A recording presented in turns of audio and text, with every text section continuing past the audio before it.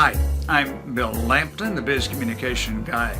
You know, and I know, that one of the strongest ways to propel your career forward is to master the art of speaking clearly, energetically, and persuasively when you're talking to groups.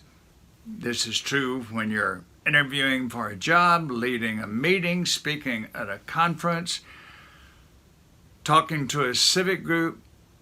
All of those help shape your career, and you want to shape that career positively. One of the ways to move in that direction is to get a good role model. And so that's why I'm going to talk with you today about one of the finest role models for speaking that I know of is Paul Harvey.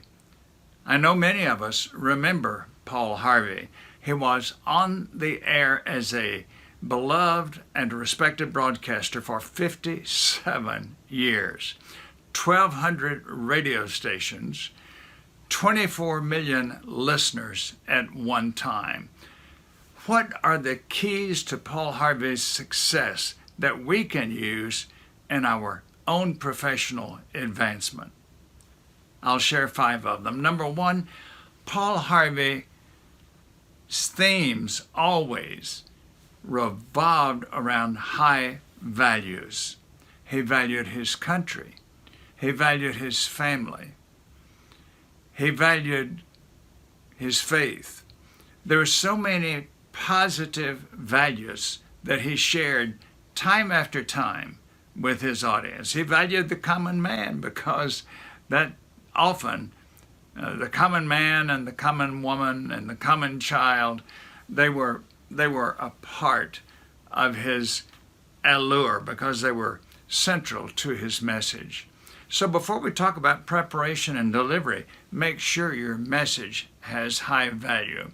And then secondly, Paul Harvey, and any of us who listen to him remember this, he used very plain language. He once said, "I'm going to shuck the corn right off the cob and talk to you in shirt sleeve English." Some presenters think you have to memorize big words and somehow fit them into your speeches. No, audiences don't want that. They want good conversational style language.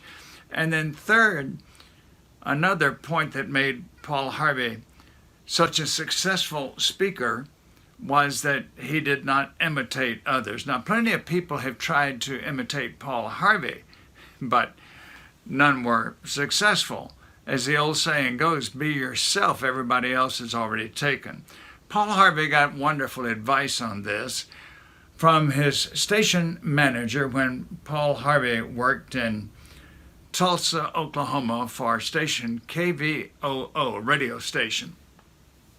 And the manager said to him one time after hearing Paul Harvey a good bit, "Paul, stop trying to imitate nationally known broadcasters. If all you're going to do is imitate, you'll only be second best." And he encouraged Paul Harvey to develop his own style.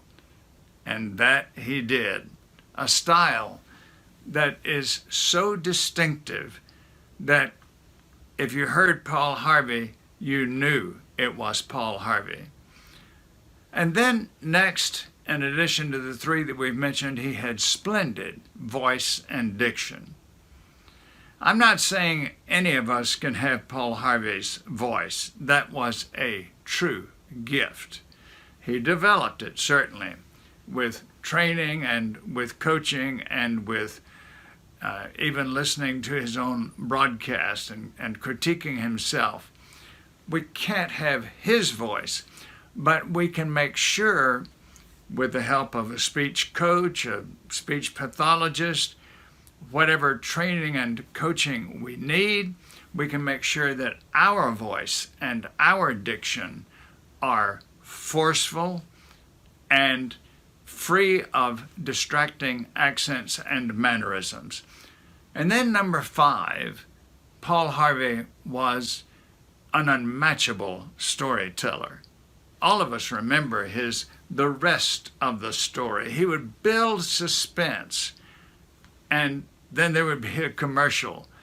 Then he would come back with the rest of the story, identifying the person that he had been describing.